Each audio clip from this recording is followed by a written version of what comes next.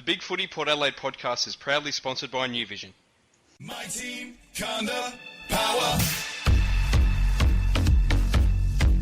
I love the power. I love the power. G'day everyone and welcome to the Big Footy Port Adelaide podcast live on Port Fan Radio. I'm your host Macca 19 and sharing the co-host chair as always are Portia and Rick. Hello. Hi. How are we? Do you see how I always let you go first, Portia? Aren't I, gentlemen? It's very polite, thank you, Rick. Yes, or without fail. Yes, I respect yes. my elders, you see. I don't think I'm older than you. I'm 43. No, you're definitely older than me then. Sorry. Damn it! Well, then you should be respecting your elders, Portia. Oh, well, okay. If I have to. Or maybe we should be respecting our elder because there is someone a lot older than us on the show tonight. There is the great Harold Oliver. Welcome back. Great to be here, guys, with the doyens of the Big Footy universe. Do you like being introduced based on your age?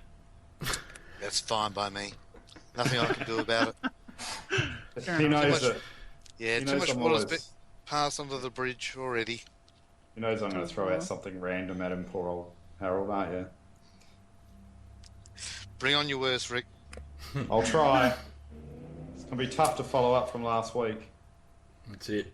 Well, look, let's get straight into it. We've got a lot to go through tonight. Might as well start with the AFL trade period, which has begun. A week and a half of anger, frustration, hyperbole, and of course meltdowns.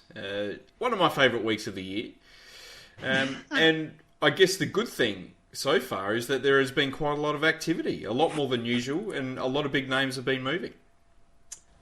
It's been very interesting to see Geelong and their movements and what that means about where they think their list is at. Obviously, Dangerfield is a bit of a no-brainer to do that trade, but bringing in the other player, that's a little bit interesting that they've gone for Scott Selwood and Henderson. I had a look at that today. Yeah. I think they're just trying to plug holes on their list because I had a look today because I was I sort of queried their decisions as well, but you look through their age profile on their list and they've only got 2 regular players through the age of 23 and 26. So they've now, or they'll be looking at bringing in 4 25-year-olds. So I think it's more to sort of plug a pretty clear hole in their experience and age profile of their list, especially down back with Henderson for a first rounder next year in the 2016 draft. Well, I think maybe quite a few people might be scratching their head at that, but you look at the age of their key defenders and they're all 30 plus. Harry Taylor's 29, Lonergan's 31, Mackey's 31, almost 32. Obviously there's Enright there as well, who's 34, and then you go right down to Jake Collard-Jasny, who's 20, and that's pretty much all their key defenders. So bringing in a 25-year-old who you think will play, you think they'd plonk him at centre-half back, and he's also a pretty good swing man as well, can play out forward. I actually think that's a pretty good decision. Scott Selwood, he had a really good year a couple of years ago and sort of fallen off the face of the earth a little bit the last 2 years, but if he can maybe find his niche again with his brother, it could be a pretty good pick considering it's for free as well. Yeah, it's one of those things where if the short-term result of doing this was not positive, then it would be absolutely catastrophic because they're not trading any current things at the moment. They're trading their future draft picks. But if you're talking about there being a big hole in the age gap, they've just created a new one for 3 or 4 years' time, or more than that. It'll bite them in the arse, really, unless they find a way to trade back into the draft next year, which is possible. It's not that hard.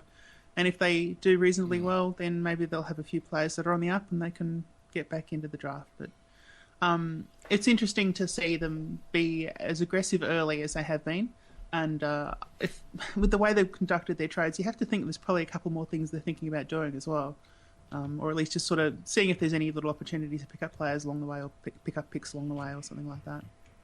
Well, you wouldn't say no to Dangerfield for 2 draft picks this year, so that's a pretty damn good pickup, isn't it? Yeah.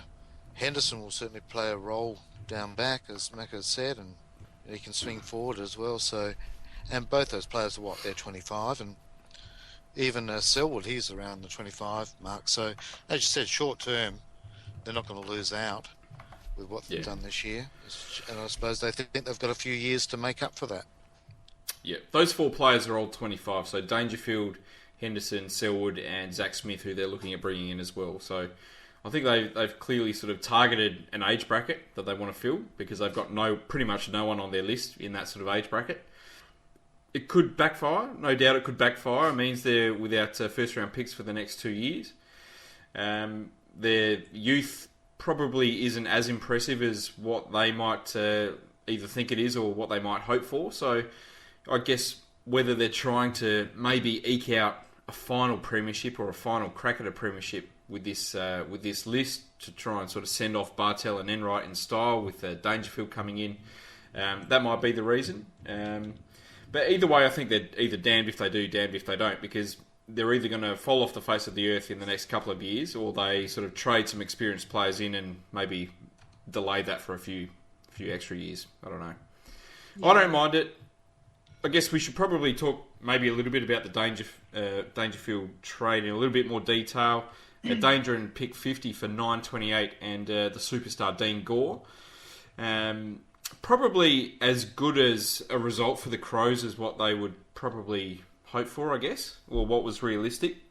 Maybe despite the ramblings of their customers, but I don't think they were ever going to get more than that. No, it's a very difficult position to be in, the one they're in.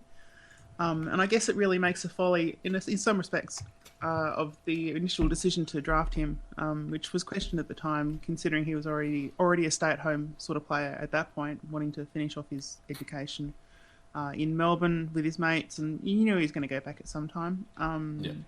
But on the other hand, if we tried to trade Brad Ebert, who was probably their other option at that pick, they would not have got what they got for Dangerfield. So I guess at the end of the day, they've done better overall. And they've really just extracted what they can from a pretty difficult situation, and it's hopefully one we won't be facing anytime soon. Yeah, Geelong have been good AFL citizens, really, haven't they? They could have played hardball, but as you said... I'm pretty surprised that trade went through first, on the first day. I was really expecting that to maybe last a little bit longer, and for maybe the Crows to ask for a little bit more. Maybe they... I guess they've had a long time to sort of sort this out, but I was expecting them to ask for the first round picks this year and next year as well. I think that part of it is obviously the fact that Geelong wants to be a player in this trading period, and you can't be a player if you're hanging on to your main trade until the last trade of the day, because you're competitively bidding for other players. Like, Henderson probably had other options apart from Geelong.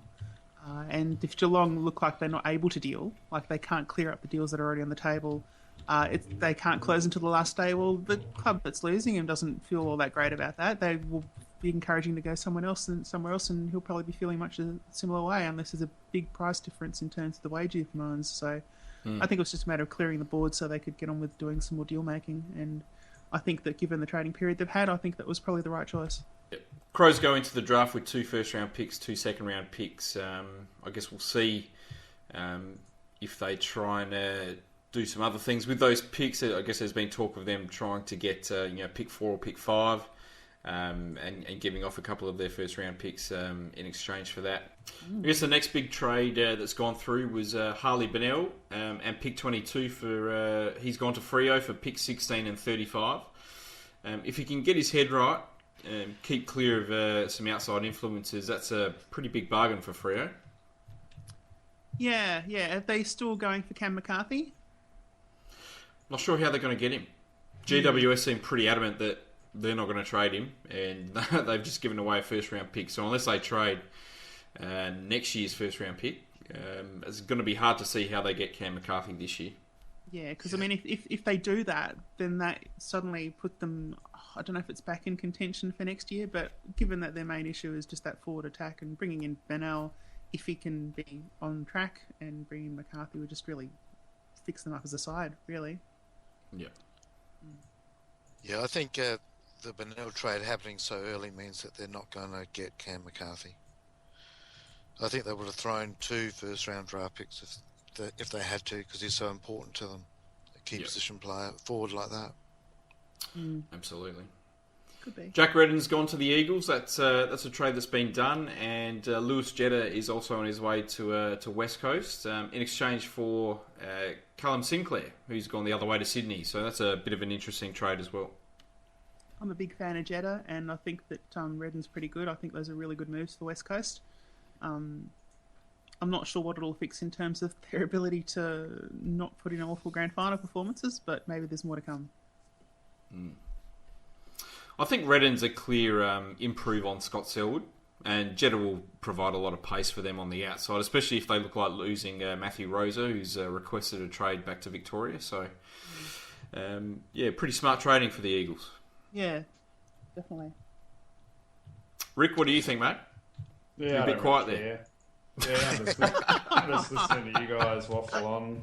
I don't really give a shit other than the fact that at least they're doing deals. So it just makes me wonder why we can't do our deals, and it's quite annoying as a supporter because everyone seems to be reasonable with what they want, and how come we seem to get the ones that are unreasonable?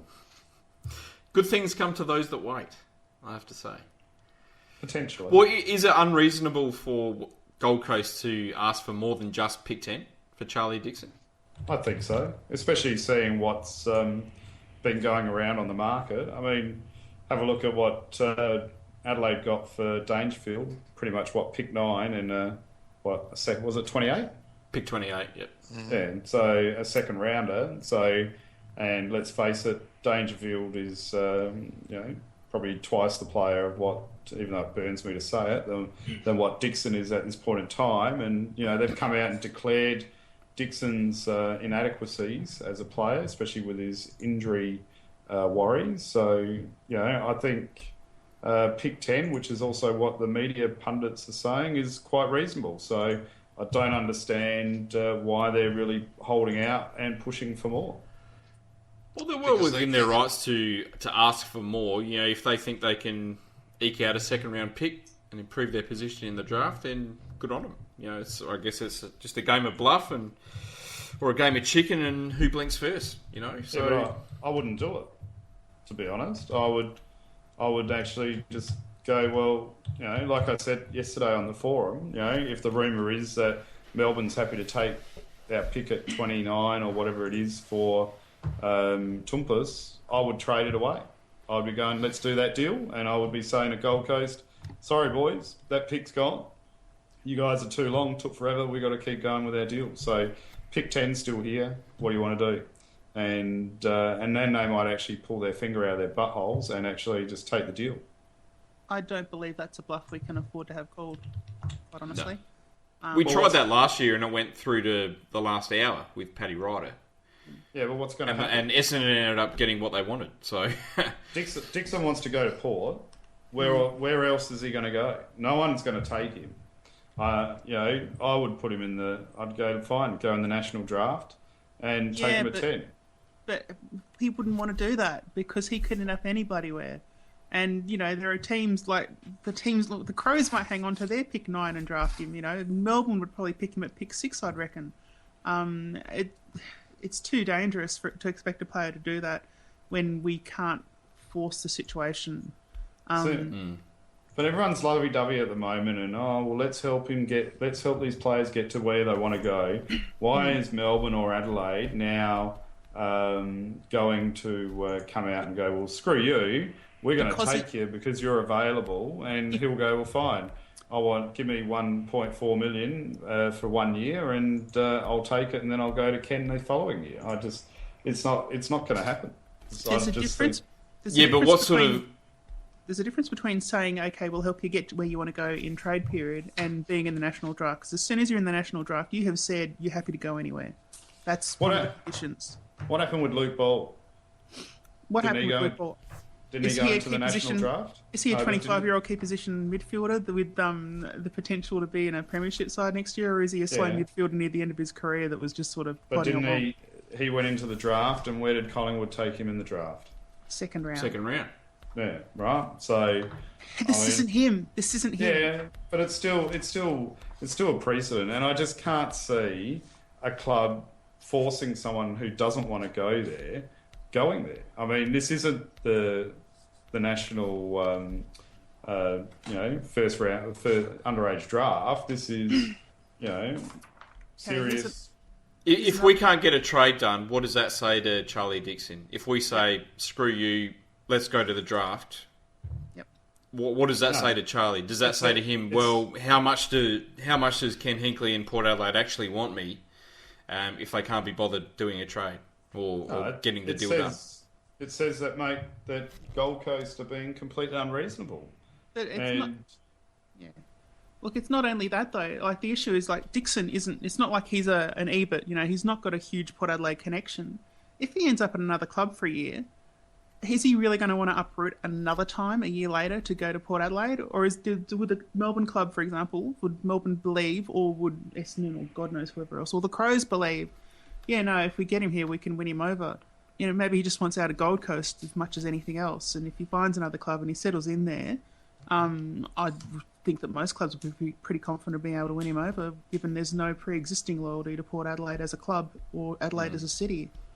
But I'm pretty sure it's common knowledge that he wants to join Ken Hinkley more so than just get out of the Gold Coast. So I'm pretty confident that other clubs would identify that and just face the facts that he wants to go to a particular club. A bit like Paddy D. Nick Stevens wanted to go to Collingwood, and he ended up at Carlton and never got to Collingwood and stayed at Carlton. So sometimes it doesn't work out. Yeah, you look at Ryan O'Keefe, he requested a trade to Hawthorn. Sydney said, no, we're not going to trade you. Hawthorn couldn't come up with a adequate deal, so he ended up staying. And quite frankly, the O'Keefe one's a great example, because in that draft off-season, I was very much a fan of us drafting him in the pre-season draft if he nominated for it. Why wouldn't you do it? You'd back yourself in to win him over, for sure. I just think with Arlen's profile as well, we need, a key forward, 25-year-old player like Dixon, and we've said to him that we're going to trade him in. So I think we have to do it. If we were going to overpay for any trade in the last 8 years, this is the one we've got to do it for. Well, is trade period too long? No, it shouldn't be any shorter. No. No. Well, the reason why trade period shouldn't be any shorter is because you do not want trades to fall through because it's taken time for a player agent to contact their player overseas or whatever else. And these deals can come up at late notice. You don't want there to be any excuses for trades not to go through, like a club saying, "Oh, we can't reach this player." It's like, okay, you've got 6, 7, 8, 9 days to do it. Will players that are potentially going to be on the trade table have to maybe consider being contactable if they go overseas in this but they might be contactable, but it might be 24 hours later before they can actually sign off on anything or think about it. They want time to think about it, the same as anyone else would. But I guess if this is their career, well, maybe they, if they think they might be involved in this period, perhaps they don't go overseas during their most important part of their career.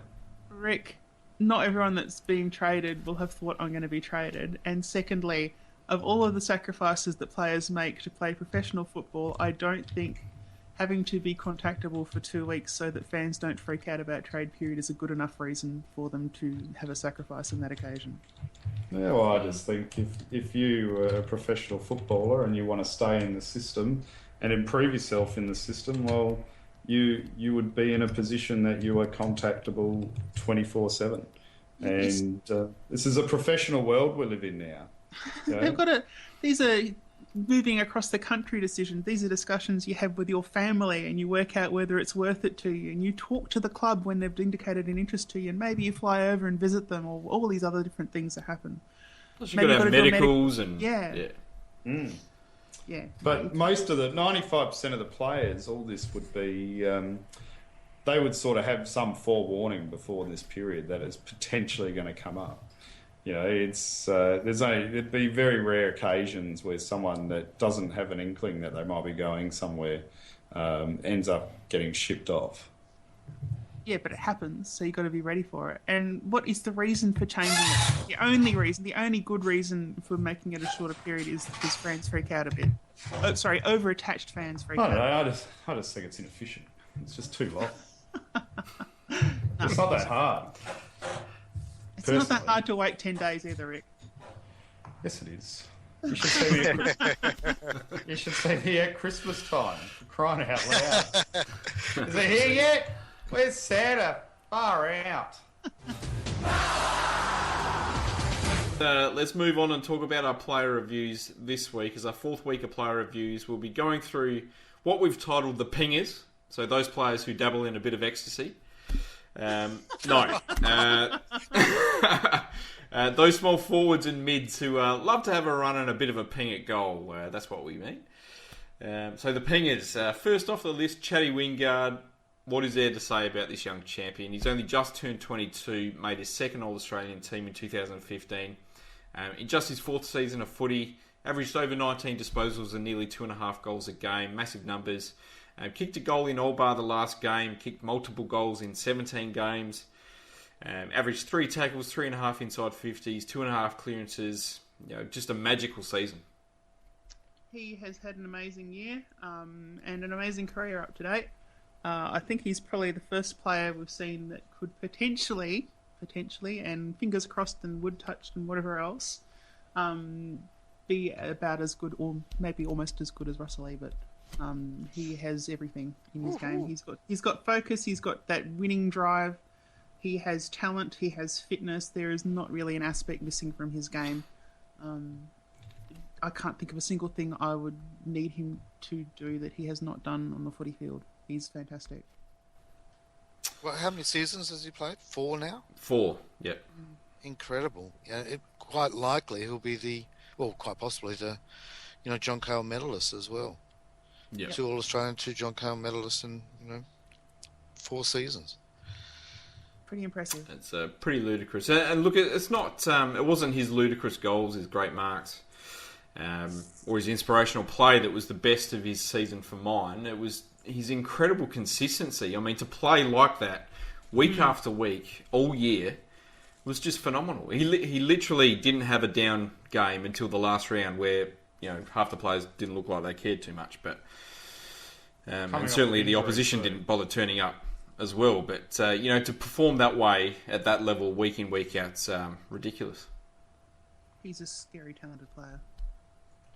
Off of injury as well, Macca. I mean, he had a bit of a... From his standards, he had a slow start to the season because of the limited pre-season. But yeah, he just really come on in the second half of the season. I agree. He's going to be right up there in relation to our best players ever. Yep. And once again, it was his performances in big games that really impressed me. He's pretty much a prime-time footballer. He kicked around about 50% of his goals against finalists, which shows he doesn't just beat up on poor teams like some other forwards in the league do. I thought he was great against Hawks twice. Freo in round 1, he was fantastic. Best on ground against the Dogs. He had 2 good showdowns once again as well. Yeah, another thing is, admirably, his quality of performance isn't reliant on the team playing well. Some of his best games were, like against Geelong and Carlton, when we were pathetic.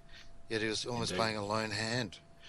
Against Geelong, he had like 21 kicks and 6 handballs and 4 goals, and he kicked a career high of 5 goals against Carlton. That's fantastic stuff. Yep. Well, that's the thing about playing the position he does, is it's so easy. Like, if you're going to have a player position where you're going to lose them completely from the game, it's going to be that sort of attacking role. Because if your team's getting pasted, it's really hard to get not only opportunities, but also just to get in position to actually kick goals. And the fact that he manages to keep doing that even when we're being completely smashed, that's really what tells you how talented he is. When he gets better supply, it's going to be fearsome. Do we see him moving into more of a pure midfield role in the future, or do we think he's too valuable in the current role that he's got? I see him potentially being not defensively. I think he'll still always stay in front of the centre line. But I think that if we had Dixon in the off season, then potentially the need for him to be a closer to goal player is not there so much. In theory, we should be kicking to marking targets more.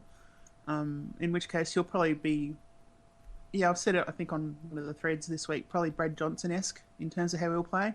He'll play through midfield and probably kick a few goals from around 50, but I wouldn't expect him to be much closer than that unless there's, end of the game needing a life-saving goal or something. Yeah, with less rotations, perhaps we'll rotate a lot of our midfielders through the forward line, and he'll be one of them.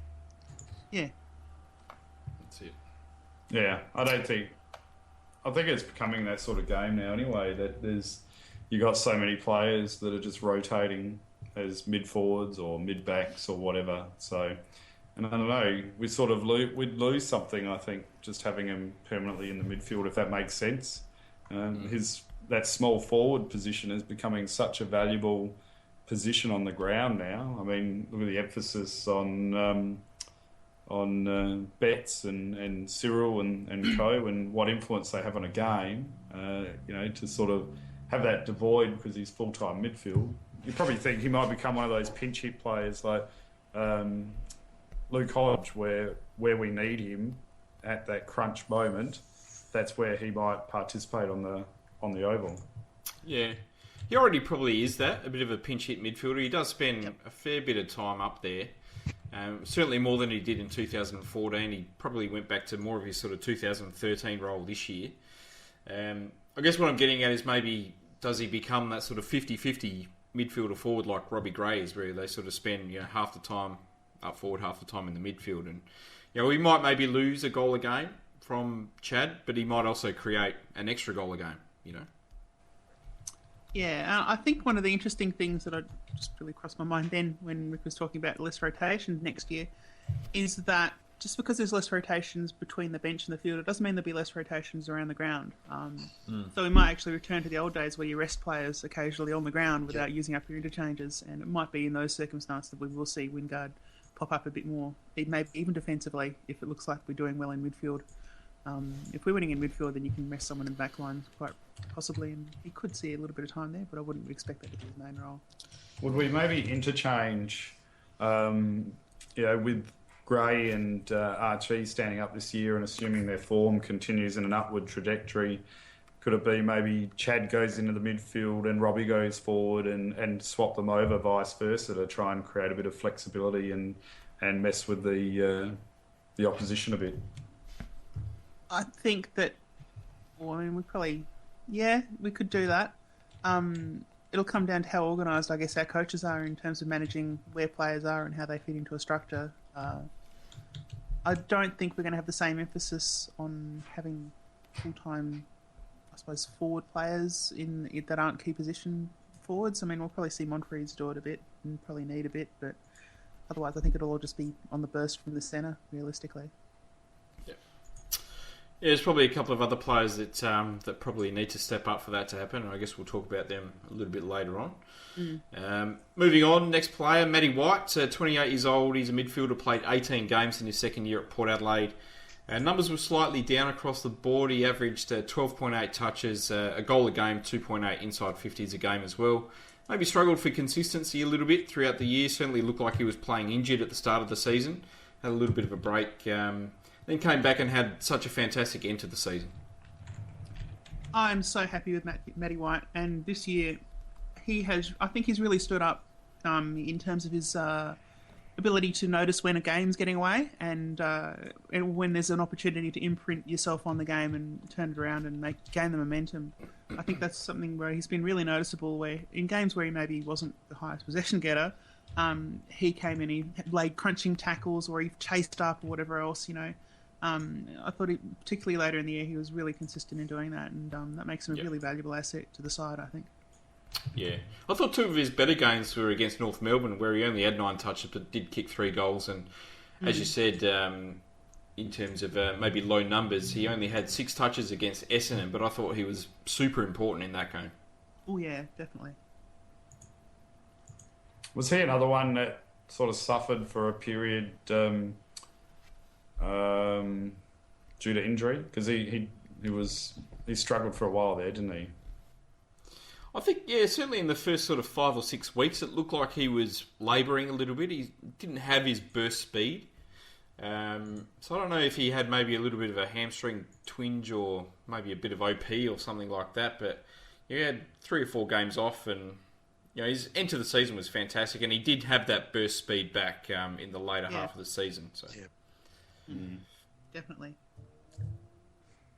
And so where do we see him fitting in next season? It will be 29. Do we still see him having such a big part to play in run and carry? Absolutely. Yeah, definitely. He's playing, unless Pollock comes back and he's super fit and even better and he's playing 22 games, then yeah, definitely. We'd need something amazing to happen. We'd need Pollock and Tumpus to come in and fill that role, and I don't think that's going to happen. Eamon potentially could do, but I think White's got enough in him. I think he's smart enough and he's got the experience that we want to see if we're going to contest for a premiership. I think next year he's absolutely safe, and the year after he's probably okay too, I'd guess. Yep. Yeah, I think both he and Pollock are so important for our game plan. Just to, as you said, those electrifying bursts of speed and Pollock's ability to cut through traffic and whatnot. They're really important for us to, we seem to get bogged down trying to cut through, the opposition's press, especially early in the season, until Matt White did get a bit of that run back. Mm-hmm. So I think if they're both available next year, they'll be playing, unless, as Portia mentions, we've got some sort of alternative. And besides Tumpus, I don't think we have too many on our list that have that breakneck speed. No, and that speed is so important for breaking up zones. Zones are all based around a consistent estimate of what you think the opposition players are going to do, and that determines how far you space out between players and all that sort of stuff. So if you can have a player that can really have an exceptional burst, then that just always makes it harder to zone up against, harder to defend against. That's part of Wingard's excellence, and certainly the main thing I think that brings White's value to the side. I think he's one of those players that if he did lose that pace, if he wasn't able to come back and be as fast as he is, I think he'd be out of the side really quickly, which is a bit sad, but fortunately it's not a problem. It's all good right now. I'm with Portia. If he's got no speed, he's probably out. If he's got speed, he deserves to be in. Because he doesn't get enough ball to carry his place in the side without having that unique ability. And Harold Ben was just on Twitter saying couldn't recognise your lovely tones, but he loves your voice. So, and Dylan just wanted to say that Chad's a high half forward, and once again, as always, Rick's always right. So you should never argue with Rick. Okay, maybe I did exaggerate. Maybe I did exaggerate that a little bit from Dylan, but let's just go with that anyway. Good work, Dylan. Love you, man. Sounds good. All right, moving on and talking about another 28-year-old, this time a small forward in Gus Monfries, who played 19 games in 2015. I thought he was better than his 2014. He averaged 14 touches, over a goal a game, dropped twice throughout the year, seemed to switch between an attacking role and defensive jobs in the forward line, and maybe got a little bit muddled at stages of the season in swapping between those two roles.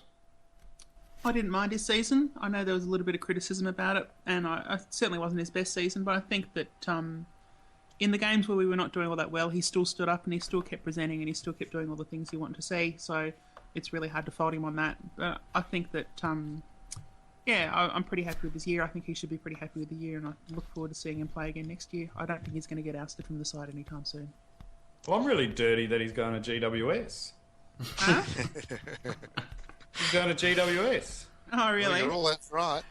Wow. Yeah. That's what I heard. Who for? What do we get?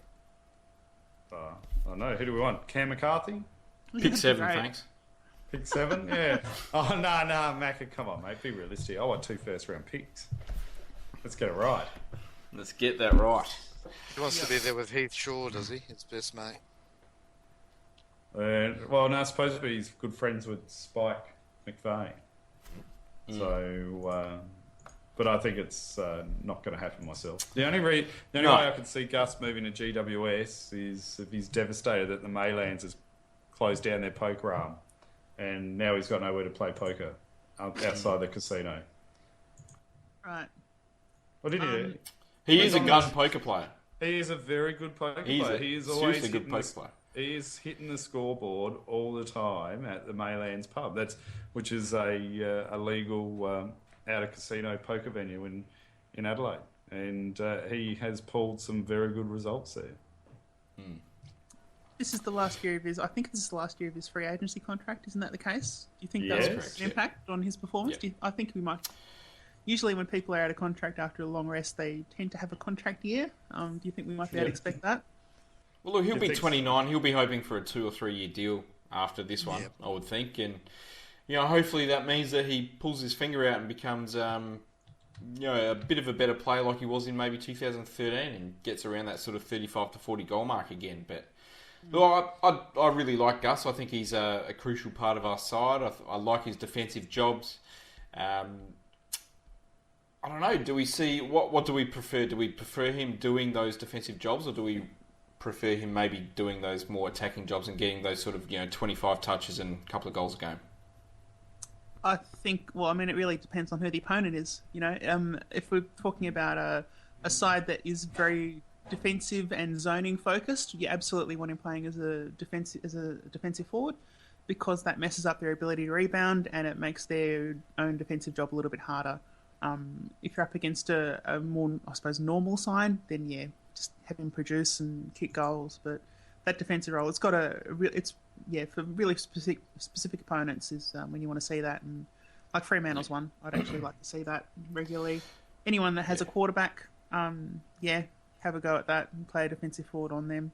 And if that's Monfries, then that's fine, I think.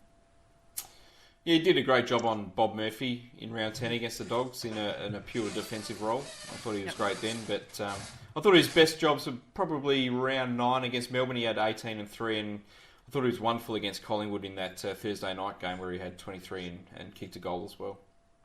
That's exactly right. Yeah. He also missed a fair bit of the pre-season, so hopefully that won't happen this coming season. And as you said, he'll be fighting for a new contract and performing a mix of roles, both defensively and attacking the scoreboard. That's it.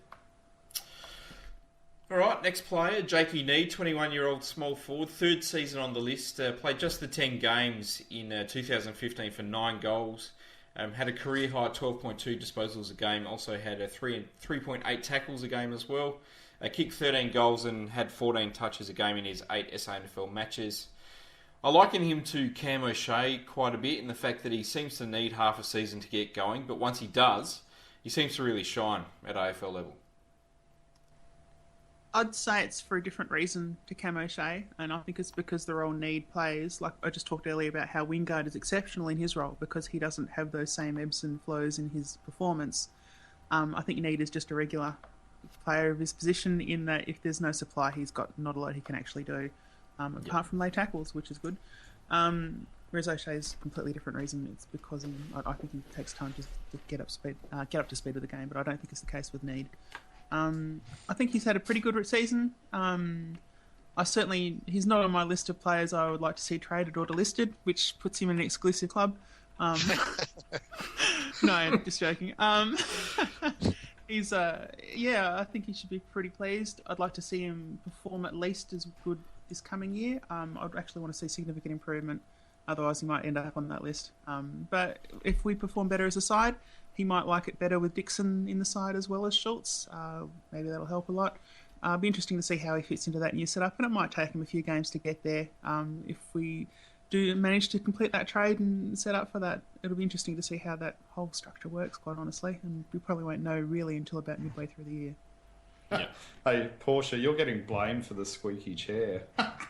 What? Why? On Big Footy. How? Bloody Jumbo obviously hasn't listened in too often because he said you lot should wear name tags as he doesn't know who we are. I'm Rick. There you go. If that helps. And this is Portia. Hi. And but yeah, is Rick the one who doesn't give a shit? Who are the other two? Yeah, that's about me. Yeah, and it's me. I've got the squeaky chair, mate. So don't worry about it. I thought everyone knew that by now.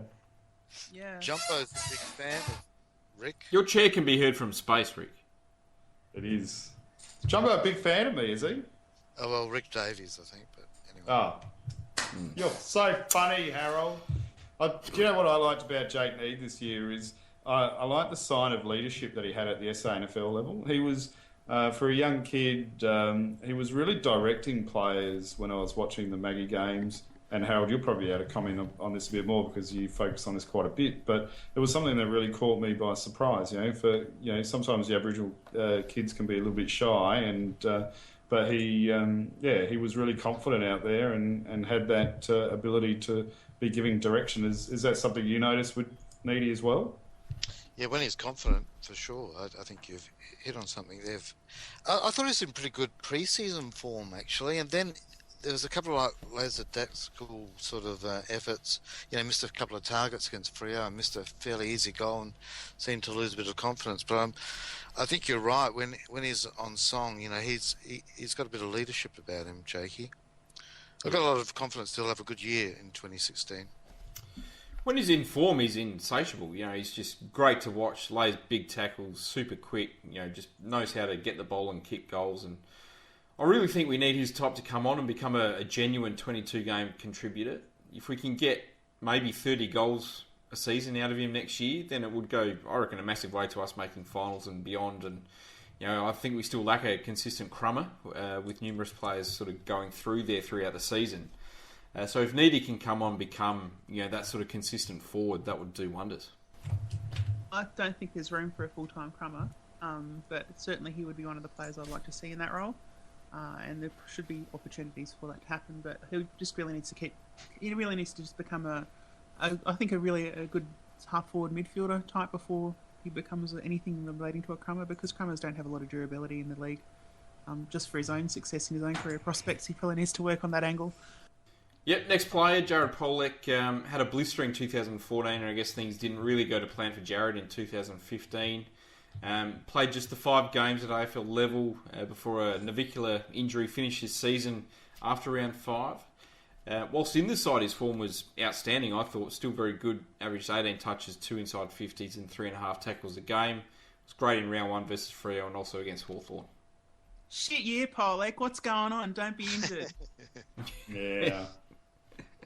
Lift your That's game it, down. Come on. Would we have made finals if he was fit the whole season? Yes. Is he that influential to our side? I think he's influential to the way that we play, and I think if he played the whole season, I'm going to go out on a limb and say we would have almost pushed for top 4. I think that's pretty accurate. And again, like Macca, I don't think it's because he's an exceptional player, but because he is an exceptional player on our squad. Yep. I think back to games like the Carlton game, for instance, where we just looked so lethargic. He would have been a player that would have just come out and sort of got us out of that rut a little bit at times throughout that game, and tried to take the game on and give us back some control. I think he's got that sort of leadership in him where he just lets his football do the talking. Yeah. It's exciting to think what he can do in the future, but he's just got to keep working at it. Tribe's tip that he can carry corn dogs is really nice, but he's got a big pre-season coming up, and it'll be interesting to see how he goes through that. Carl Amon, 20 years old, second year on the list, played 7 games in 2015 for 10 touches, 2.5 tackles, and almost a goal a game. Averaged 18 touches and 4 tackles a game in his 12 SANFL matches this year. Had the one big game against Gold Coast where he had 16 touches and 3 goals and looked like an absolute star in the making. But other than that, he was given the vest in 5 out of his 7 games. And I think he's got a lot of talent and certainly one to watch for the future. Yeah, he's first off the rank if Polek doesn't work out, pretty much at this point, I would think. I think he did himself a lot of credit, I think, in his games this year that he's played at AFL level. For a player at his stage, he's pretty much progressing like you would want him to. And it's really just a matter of him continuing to work hard, probably at SANFL level for the most part. I'd be surprised if he played more than about 5 games, honestly, if everything is going okay.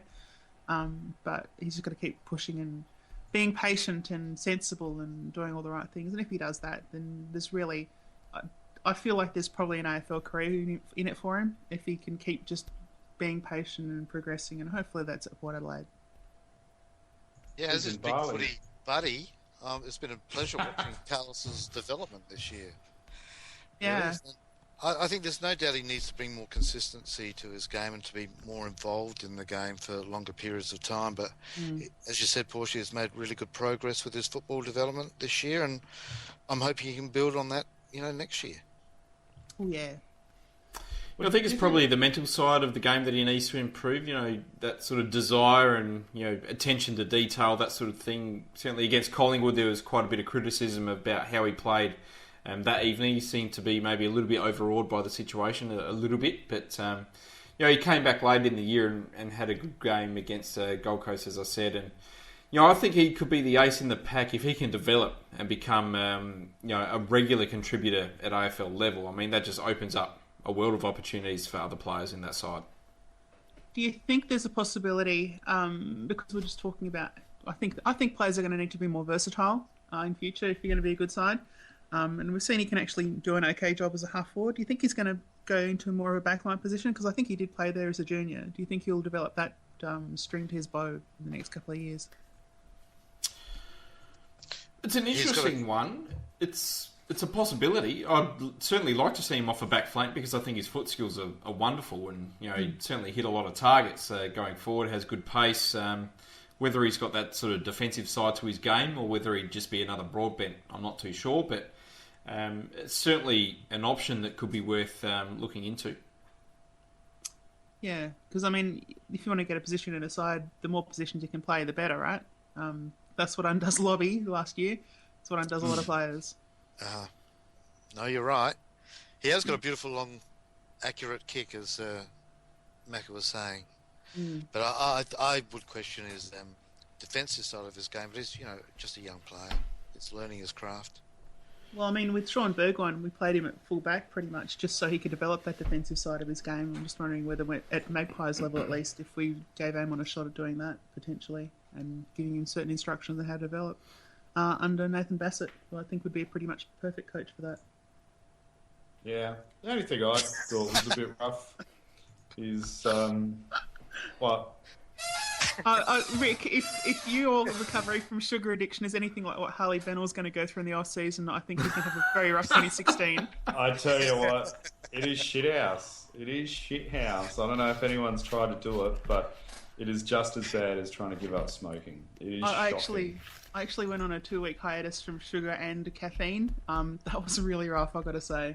I was very glad to get back on it.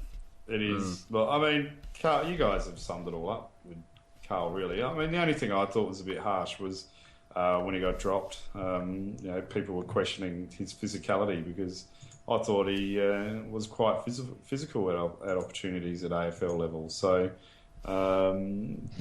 it's just one of those things. He's a young fella. He'll get there, hopefully. And Scott S. just tweeted in saying he's enjoying the work tonight from everyone, which is a surprise. Surely he should be bagging out of me. Everyone else is, Scott, especially the crew here. Just on him on, if he can stop saying Port Power in public, he'll improve next year. Yes. I have no problem with him saying Port Power. Why not? Power! Port! It's in our name. It was in our club song for years and years, Whenever I hear the club song, I always insert Port Power before power in that last line. It's there. It's just in my brain. It's a habit. So, on a tangent, I don't actually care. To be honest, it doesn't actually bother me at all. It's our nickname. And what's wrong with abbreviating our name and putting our nickname to Port Power? It's a bit of hyperbole banging on about Port Power and being anti-Port Power. I don't have an issue with Port Power as just like a general thing, but when journalists do it, it shits me because they should know better. Yeah. But then I'd like a journalist to say Port Adelaide Football Club. Yep. It's too long. Too many syllables. The AFC. Just pair. Yeah, I wouldn't mind pair. That'd be great. Yeah. We've actually got a caller here, so let's take this call. Shit. Dylan, how you going? Hey guys, thought I'd just call in the middle of this schlock and just say Johnny Butcher. The Butch. Oh, I love it. This is the best call in ever. Dylan, you're hot, man. It's true. Yeah, you are hot. My goodness. It's truly off Don't sing season. your voice. Thank you very much. Yeah. The Butch. That was the worst call in ever. Yeah, that's right. Calm the Butch, right? Have a good one, guys. Keep going. Keep Thanks, it. Dylan. I appreciate Good it. work. Cheers, Dylan. Yeah, cheers. Yeah, why isn't he? What a being- That's gold. What a babe. That's great. What a legend. You should Dylan really can come explain that over for a joke. swim anytime. Spec more. We should explain that joke, but we're not going to because it's still funny. Okay. Anyway, moving on. Yes. Next player is Jesse Palmer, 18-year-old mid-sized forward, played 20 games in the SANFL for 19 goals, averaged 11 touches and 5 marks a game. Was an emergency mid-season as well. Maybe a couple of poor games here and there, but otherwise I thought he had a very consistent season, and you could certainly see the improvement in him as the season went on. I don't know a lot about Jesse's form this year, but I haven't heard anything that made me worry, and hopefully you guys know a bit more. Please, Harold, share. you see a lot of SANFL footy. What did you think of his season, mate? Well, he was the big late game day podcast inaugural first year player award winner, so that's got to say something. And Hocking said, you know, he was starting to show a bit of class during the year, and I reckon he did show a lot of class and a lot of durability. You know, playing more games than any other one of our 2014 draftees. There was a bit of a knock on him at the start of before he started playing that he, his kicking for goal was a bit faulty, but he seemed to do pretty well. He generally kicked well, finished, as Macca said, with 18 goals in 19 games. And he was either equal or leading goal kicker in 3 of those games. And he takes a good, strong mark for a small forward. And he is very reminiscent of Gus Monfries in looks. He's just like a taller version of Gus Monfries. But he doesn't have a left side, but he's not the only one in the Port Adelaide squad that has that knock on them. But I think he's going to make it as a player. I'm pretty enthused about our whole 2014 draft class. Wow, that'd be something. Macca loves Palmer. Don't you, I Macca? do. I'm a fan. I think he's got a lot of potential. I think he needs just a little bit of refinement, and then he should be able to start getting games. Probably next year, I'm probably expecting him to get 3 or 4 games and then really kick on in sort of 2017 onwards. Hopefully. Yeah, I think the fact that he was made an emergency for one of our games shows the sort of esteem he's held him by the selection panel. So that augurs well as well. Yeah. Lack of pace is probably one thing that I'm critical of. I think something that he needs to try and improve somewhere along the line. But if he can't, I still think he'll turn into a fairly decent player. He'll probably the most natural sort of player to take over sort of Gus Moffrey's role, as you said, Harold, in the AFL side. So we'll see how he goes. Yeah, and towards the latter part of the season, he played more of that high half forward role, whereas early on he was stationed more on the forward line, but he moved up and down the ground a lot more in the second half of the season and performed admirably. Yeah, had a good final series as well. Which wasn't true for too many of our Magpies players. That's right. And the last player we're going to talk about is Johan Wagner, 24 years old, played 13 games in the SANFL this year for an average of 8 touches a game. Kicked 10 goals in his 13 matches. As we know, he was the winner of the TV show, The Recruit. I thought he had some pretty good form mid-year. Kicked 6 goals in 4 weeks and was getting quite a lot of the ball, but his worst games were literally pretty horrible. I'm devastated. Really? I saw so much potential in Yoey. I thought he was going to be like the next Simon Tregenza. I think we cut his career short way too early. You need sugar. All right, no, You definitely need sugar, Rick. it was the writing was on the wall, wasn't it? But at least he got an opportunity and he got to live his dream for a year. That's right. Yeah. Yep. All credit to him. Absolutely. He got to live his dream, and it was still a bit of a smart pick, I guess. We all saw him in the internal trial and how well he played then, and his burst speed and his ability to get the ball and kick goals, but just didn't really show that in any sort of consistency at SANFL level throughout the year. And I guess that's probably his level. He's probably a bit of a SANFL reserves player who can play some good SANFL footy here and there. Yeah, and look, I mean, it's one of those things. They talk about the club. Is if you tried your hardest and you weren't quite good enough, well, you're still part of the Port Adelaide Football Club, and certainly I hope he considers himself that. Good on him. Good on him for having a crack. So yeah, good. Big footy makes me laugh sometimes. I hope it makes you laugh all the time, Rick. It's not meant to be serious. Oh, really? I've been crying sometimes over what people say about me. So you're telling me I shouldn't be? Shit. What are they saying? Hey?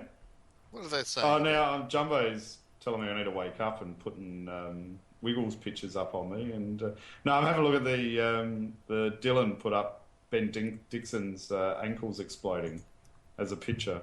And now someone's put up Roger James, Franco, and someone else with their knees exploding. You need to see it. James Franco. James Franco. It's freaking awesome, man. Primus, Franco, and James. You've equated that to James Franco. James Franco's better. Imagine him playing at Port. Can we get him on the rookie list? Wow. He would be awesome. Get him on there. Whoever that Franco guy is. On that note, we should probably call it quits for this evening. Harold, thanks for coming on again, buddy. Thank you, guys. Calm the pair. Power. Pound the power. Hey, what's the butcher joke anyway? Gray was brave, running hard, Moore getting forward. One last chance, Boat brilliant, Wines, Monfrey's centering ball, Cassisi, Willard! You know who again? It is his birthday. Kid's a freak.